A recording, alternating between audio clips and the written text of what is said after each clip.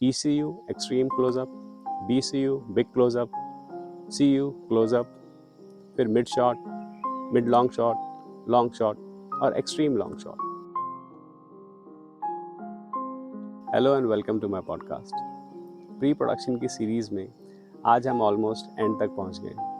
मैं ऑलमोस्ट इसलिए कह रहा हूं क्योंकि प्री प्रोडक्शन जब तक प्रोडक्शन चलती है तब तक ख़त्म नहीं होती, लेकिन जो मैंने सोचा था समझाने का, डिस्कस करने का, उसके एंड तक हम पहुंच गए हैं। आज हम जो डिस्कस करेंगे वो हम स्टोरी बोर्डिंग और शॉर्ट ब्रेकडाउन। हमने स्टोरी लिख ली, स्क्रीन पे लिख लिया, और जैसे मैंने कहा था कि 72 सीन होते हैं एक फिल्म के अंदर ऑलमोस्ट, तो 72 सीन को अब हम आपस में और इंडिविजुअली उनको ब्रेक डाउन करेंगे। हमने एक सीन लिया, एक सीन के अंदर अब हमने ये देखना है कि यहाँ पे हमारा जो कैरेक्टर है और एक्टर हैं, लोकेशन है, एम्बियंस है, वो क्या रहेगा, उसके हिसाब से हम इसको डिवाइड करते हैं। इसमें अलग अलग शॉट्स आते हैं। हमारे पास मोस्टली 7 तरह के शॉट्स होते हैं। ECU extreme close up, BCU big close up, CU close up, फिर mid shot, mid long shot और एक्सट्रीम लॉन्ग शॉट। ये 7 शॉट जो होते हैं बेसिकली इसके अराउंड हम सब काम करते हैं। उसके अलावा हमारे पास होता है OSS, ओवर द शोल्डर,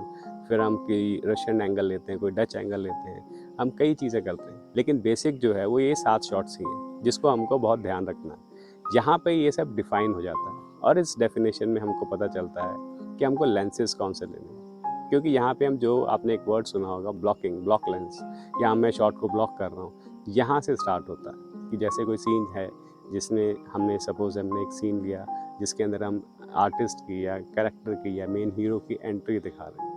तो क्या है कि हमने दिखाया कि एक घर के इंटीरियर का ले रहे हैं कि बंद है और वो धाड़ करके मारता है, तो हम उसको टाइट क्लोज में भी लेंगे, तो उसके हम वाइड में भी लेंगे। दरवाज़ा खुला, भट करके आया, वहाँ पे उसके आसपास हम थोड़ा फॉगी सा दिखाते हैं, फिर उसने पैर रखा, हमने पैर का क्लोज शॉट लिया। ये सब फिर हम स्लो मोशन में आ जाते हैं कि पैर का शॉट लिया और ट्रैक करते हैं, फिर उसके हाथ में क्या है, करते करते उसके बाल उड़ रहे हैं, हवा से ग्लैमराइज कर रहे हैं हम उसको, फिर उसके कान में कुछ अगर बाली है या उसके हाथ में ब्रेसलेट है जैसे मैंने पहना है या आप भी कुछ पहनते होंगे, जो भी एसेसरीज़ हैं, या उसके बटन खोले हुए हैं, उसके वहाँ टैटू है, फिर हम वाइड एंगल में दिखाते हैं कि पूरे एम्बियंस पे वो छा गया है। इस टाइम हम कैमरा एंगल थोड़ा लो करते हैं। ये मेरी टेकिंग का थॉट प्रोसेस है, आपका कुछ अलग हो सकता है। अलग क्यों हो सकता है? क्योंकि आपका नज़रिया है कि आप क्या दिखाना चाहते हैं। जैसे मैं इस शॉट में दिखाना चाहता हूँ कि मेरे स्टार की एंट्री इस तरीके से, क्या पता आप किसी और तरीके से दिखाना चाहते हैं। इसीलिए हमको ये जब हम शॉर्ट ब्रेकडाउन और स्टोरी बोर्डिंग जब हम करते हैं तो उसमें हमारी ये सारी चीज़ क्लियर होनी शुरू हो जाती है। शॉर्ट ब्रेकडाउन से ये है कि आपको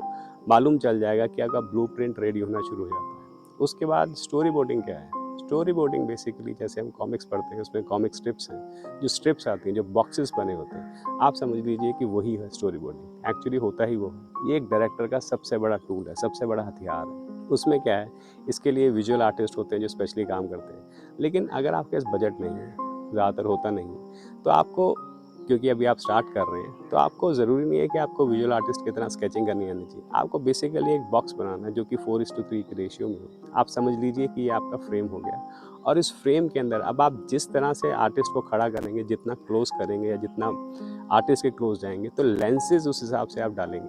आपको समझ आ जाएगा कि मेरे को इस टाइम ये लेंस चाहिए, ये ब्लॉकिंग मेरे को ऐसे करनी है, फिर मेरे को यहाँ से पैन करना है, ट्रैक करना है, डॉली करना है। पहले हम ये सब किया करते थे, अभी भी करते हैं, लेकिन आजकल गिम्बल वगैरह आ गए, छोटे कैमरे हो गए, तो हम गिम्बल से ट्रैक करना शुरू कर देते हैं, अंदर जाएंगे। ये मतलब जिस तरह से हमको टेकिंग करनी है, जो हमको शॉर्ट डिवीजन है, यहाँ से हमारा डिफाइन होना शुरू हो जाता है। जैसे मैं आपसे शेयर करता हूँ, मैं कसोल में एक फिल्म शूट करने गया। वहाँ पे क्या हुआ, एक तो सनसेट सनराइज़ का बहुत बड़ा इशू था। 12 बजे के बाद 4 बजे तक सिर्फ लाइट आती थी। उस लाइट के दौरान हमको शूट करना था।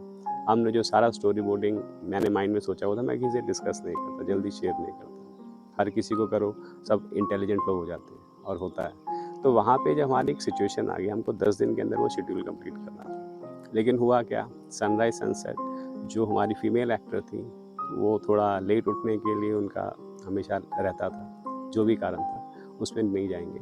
तो वहाँ पे मैंने क्या किया, मेरे पास सारा प्रिपेयर्ड था। कई जो डे शॉट्स थे, हम वो डे में नहीं शूट कर पाए, तो उसको हमने पहले तो नाइट में कन्वर्ट कर लिया। उसके लिए लाइटिंग थोड़ी ज़्यादा लगी, लेकिन क्योंकि मैं प्रिपेयर्ड था, मेरे पास स्टोरी बोर्डिंग थी, मेरे पास शॉर्ट ब्रेकडाउन था, तो मुझे मालूम था कि मैं इस सीन को कंटिन्यूटी में नेक्स्ट सीन में कैसे इसको ज्वाइन कर पाऊंगा, क्योंकि ये चीज़ भी हमको बहुत ध्यान रखने वाली है कि स्टोरी बोर्डिंग जब हम करते हैं, शॉर्ट ब्रेकडाउन जब हम करते हैं, तब हमको मालूम चलता है कि एक सीन से दूसरे सीन में फिल्म की स्टोरी कैसे फ्लो करेगी, कैसे उसका एम्बियंस चेंज होगा। अगर मैंने डे को नाइट में शूट करने की कोशिश करी है या प्लान किया है, तो मेरे को अगला सीन भी उस हिसाब से सोचना पड़ेगा, नहीं तो यहाँ पे कुछ डायलॉग डालना पड़ेगा, नहीं तो ऐसे सिग्निफिकेंस डालना पड़ेगा। ये तभी आप कर पाते हैं जब आप प्रिपेयर्ड होते हैं। जैसे शॉर्ट ब्रेकडाउन स्टोरी बोर्डिंग में प्रिपेयर्ड था, उसके अलावा आपको स्टोरी हर वक्त आपके दिमाग में रहनी चाहिए। और इससे एक और टॉपिक निकला है कि जैसे हम कभी कभी लोकेशन पर जाते हैं तो सारी सिचुएशन ही चेंज हो जाती है। आपने पेपर वर्क जो किया है वो सारा ज़ीरो हो गया, उसमें क्या है आपको मालूम ही नहीं आप करेंगे क्या, आपको फिर से प्रिपेयर करना पड़ता है। लेकिन एक चीज़ याद रखिए, जो आपने बेसिक्स किए हैं, जो आपने शॉर्ट ब्रेकडाउन और स्टोरी बोर्डिंग एक बार कर ली,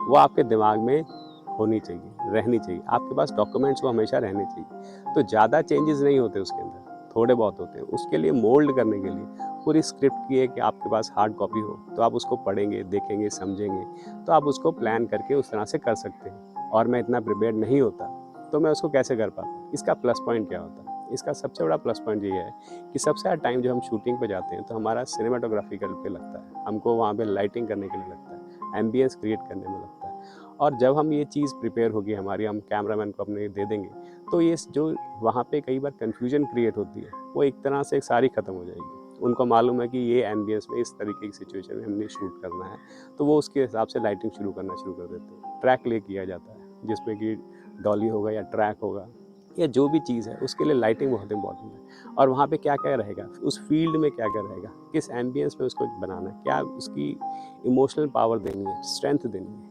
ये सारी चीज़ जो है ये बननी शुरू हो जाती है। और उससे क्या है, उससे सारी की सारी जो आपकी जो मेंटली आप सोचते होंगे कि वहाँ जाके ऐसा होगा, कभी कभी डिस्टर्बेंस आती है, कभी कभी क्लैशेस होते हैं, वो सारे इरेज होना शुरू हो जाते हैं।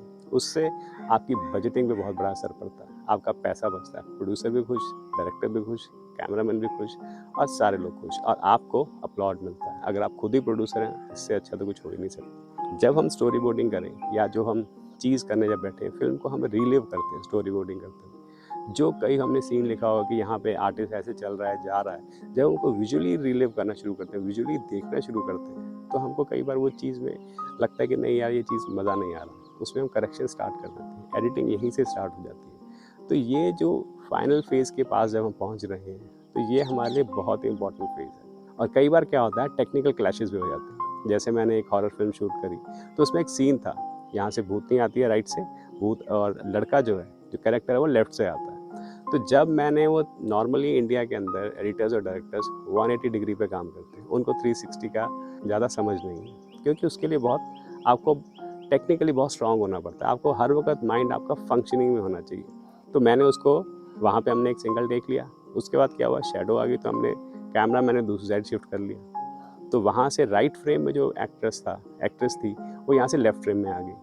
तो जैसे हुई, तो ये आपको एडिटिंग के अंदर और डायरेक्शन के अंदर आपको ध्यान रखना पड़ेगा, वरना टेक्निकली ब्लंडर हो जाता है। जब वो हमने उसको 3 टेक में कंप्लीट करके जब हम एडिटिंग लेवल पे पहुँचे, तो मैंने जो मेरे साथ जो टीम थी, मैंने उनको दिया कि चलिए आप कीजिए, मैं फिर उसके बाद देखता हूँ कि लाइन अप कर लीजिए। वहाँ हमारी एक बहस शुरू हो गई। वो बहस ये शुरू हुई, उन्होंने अपने हिसाब से एडिट किया तो उनको लगा कि यहाँ टेक्निकल जंप हो गया है। जब मैंने उसको एडिट करके दिया तो उसके हिसाब से उनको दिखा कि परफेक्ट है।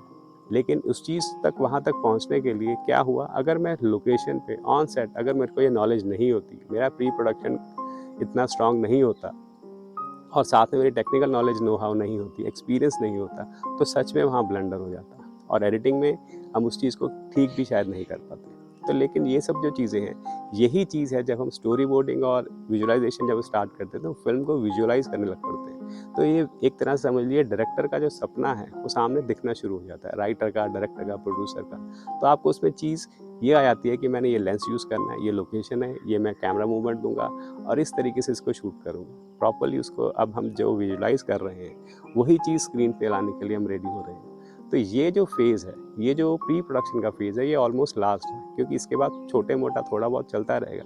लेकिन अगर आप ये सारे का सारा जो हमने डिस्कस किया है, ये आप इसको समझते हैं, समझ के अपना काम करते हैं, तो आप समझ लीजिए 90% आपकी फिल्म का प्री प्रोडक्शन कंप्लीट हो चुका है, और आप प्रोडक्शन के लिए रेडी हैं। तो इसके लिए आप स्टोरी बोर्डिंग पे बहुत ध्यान दीजिए। अगर इसमें कुछ चाहिए तो आप मुझे बताइए। Thank you.